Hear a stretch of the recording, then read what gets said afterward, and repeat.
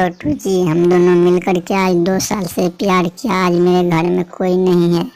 आज आज हम दोनों मिलकर के बढ़िया से मूड फ्रेश कर लेंगे तो मज़ा रहेगा।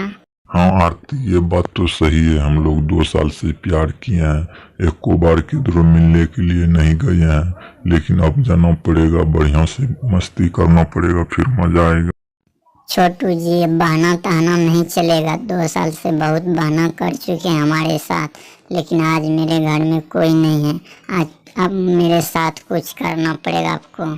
आरती, मैं भी यही सोच रहे थे कि पता घर पे कोई आ न जाए कि हम दोनों आदमी का रंगे हाथ कोई पकड़ ले। इसी कारण से मैं कुछ सोच रहे थे आरती। उतना छोटू जी, आप टेंशन नहीं लेने का। हमको कोई नहीं पकड़ेगा। पकड़ेगा तो हम दोनों शादी कर लेंगे। पूरा भारत में अवेलेबल। ऐसे ऐसे कॉमेडी वीडियो देखने के लिए TK फनी वीडियो चैनल को सब्सक्राइब करके बेल घंटी को दबाना।